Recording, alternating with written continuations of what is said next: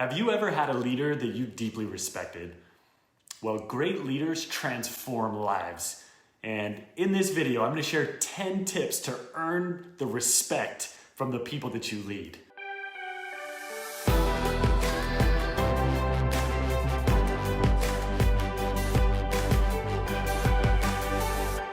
All right, welcome back. If you're new to the channel, my name's Ben Ward, and I've led sales teams for the past 20 years, and I like to talk about what it takes to succeed at a high level in leading your team to success. And if you like this video, give it a thumbs up. If you don't like it, give it a thumbs down. I want to hear from you either way. But let me know in the comments what I can do to make this more valuable for you. Well, with that, we're going to talk about 10 tips on how to earn the respect of the people that you lead. So let's get to it. The first tip, it's a minimum standard to be highly skilled at selling as a sales leader.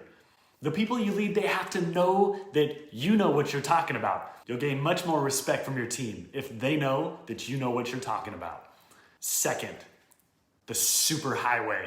Now, a challenge I hear from a lot of sales leaders is, I know what to do, and I know how to do it myself because of really a lot of trial and error, a lot of years experience, but I don't know how to give that experience to others. One of the first questions that every leader needs to ask themselves is, how did I create success for myself? How did I succeed that got me into this role to where now I'm leading other people? You don't want the people that you lead having to reinvent the wheel. And a great way to earn massive respect as a leader with your team is the ability to reverse engineer the success that you've been able to create and to give them a pathway to follow, a system to achieve results. Now here's a tip. Take it to an empty whiteboard, right? Outline what it's taken for you. What are the barriers to success that you've overcome that they're likely gonna have to face as well? Take them under your wing. Show them how you did it. A client of mine, Matt, has been a high-performing salesperson for over a decade, just leading the charts in sales himself. And now, over this last couple years, he's transitioned into leading a team. And he recently shared with me his biggest challenge that he's facing is how to get that knowledge that he's gained from a decade of selling. How does he get it out of his brain and into the minds of the people that he leads? He said, when I'm out selling, it's like I'm able to tap into a super highway in my brain where I can switch lanes at high speed depending on the conversation with the customer. They come out with this objection and I'm able to switch lanes to help serve that customer. Now, this is what leadership is all about, is your ability to help other people you lead tap into your super highway, the super highway of information, of experience, the situation, circumstances, and how do you navigate through to lead them to success as you've experienced for yourself. And your role is to help them benefit from the experience that you've had and help them become their natural best. And it's been said that wisdom is insight that comes from genuine firsthand experience. I challenge you to share the wisdom that you've gained with your team in an even more meaningful way. The deeper you're able to go with, okay, what was it really like? How do I navigate and do what you can to provide the most meaningful knowledge and experience to help them out. Allow them to tap into your super highway. Now here's an example of a real whiteboard after a super highway strategy session. And you know what, take a screenshot of this and steal from any of the ideas if they're helpful for you to jog your memory so that you can create your own super highway out of your brain to help serve the people that you lead. Okay, number 3, Washington versus Wooden. Now this is George Washington versus John Wooden. And I love this picture of George Washington. It shows him at the front of the boat crossing the Delaware River on one of the most dangerous and impossible missions of all time. He was at the forefront of the battle and he led from the very front. He led by example. See him leaning out in the front of the boat. It's the type of leadership that you hear a leader say, I'll never ask my people to do something I'm not willing to do myself. And if I'm not doing it, I won't ask you to do it. Now, John Wooden is arguably one of the most effective and impactful coaches on the planet. And he led from the sidelines. Now, the principle here is you don't have to be doing everything that you're asking your team to do. Think about John Wooden. Did he have to have played every single position himself in order to be able to effectively lead his team? No, that'd be ridiculous. Think about a football coach.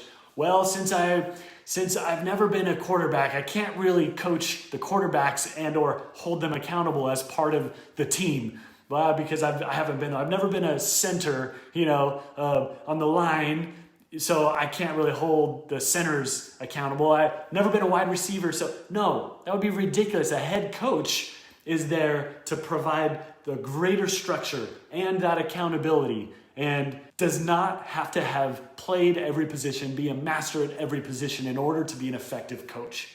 In fact, you can't and shouldn't.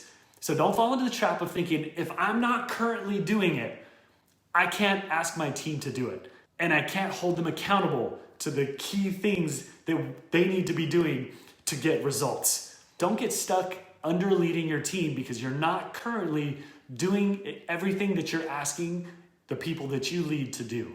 Now, the key is in the balance between Washington style of leadership and Wooden, leading from the front, but also your perspective from the sidelines is crucial for the success of those you lead. Okay, fourth, to earn the respect of the people you lead, you want to set very clear expectations and hold to them. The reality is we get what we tolerate. And if you tolerate people showing up late, you're going to get more of it. If you tolerate people being disrespectful with each other, you're going to get more of it. You want to lay very clear ground rules with your team and stick to them. Now, here's a screenshot of just one example of ground rules that you can lay to set very clear boundaries on what you expect with your team. The fifth tip is take responsibility for the way others hear you. Now, it's normal to say, hey, you didn't hear me right. No, this is what I meant.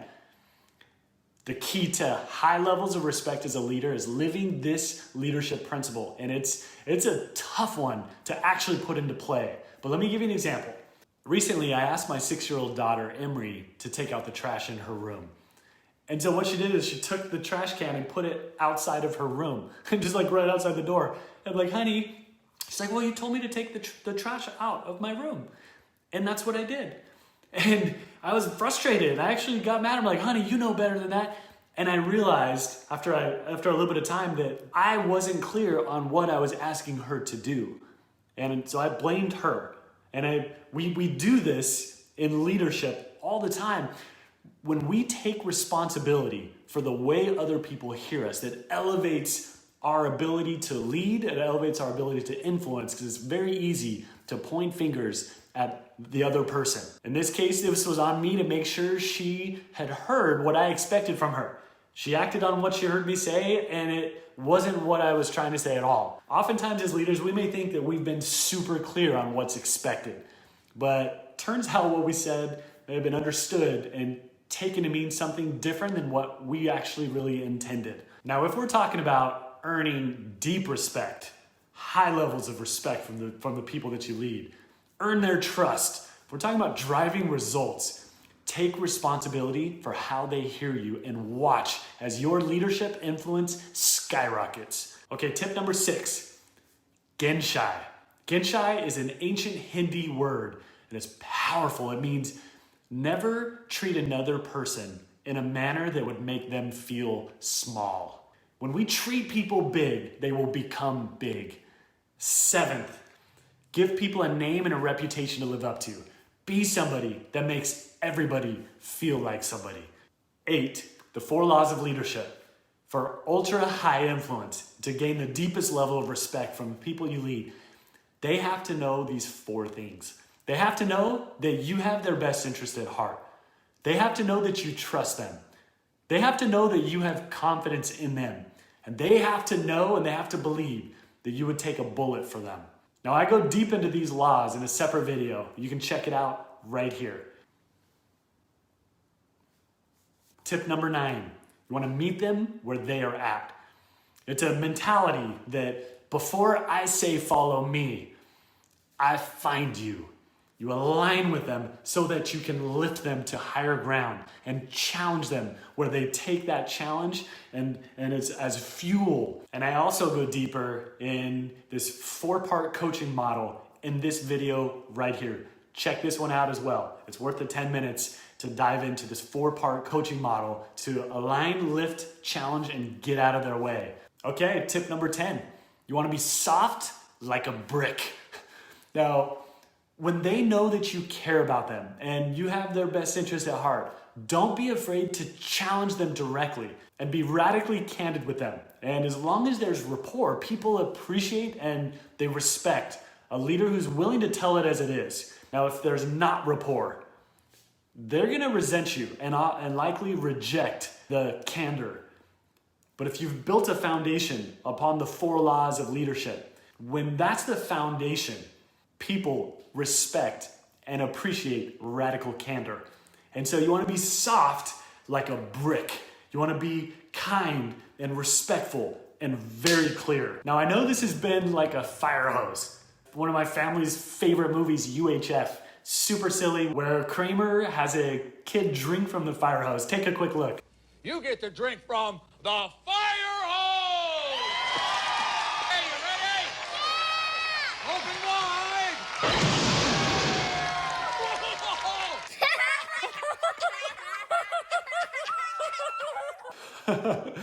Oh man, I cannot watch that without busting up laughing. What's super funny, well, we've covered a lot in a short time, and we can only go so deep in this video. Now here's a cheat sheet with all 10 tips that you can screenshot as reminders on how to earn the respect of the people that you lead. Take a picture of this and put these into play. Watch as the results of your team skyrocket. And if you want to go deeper with a tool to help you gain the respect of the people you lead and drive greater results as a leader, and register for the Sales Leadership Masterclass. My challenge to you, my friend, is to be the leader that you would follow and be the leader that helps people become their natural best, drawing out the very best within them. Well, make it an incredible day to your success. Now I'm going to be ending my video. So thank you for watching. I'm Ben Ward.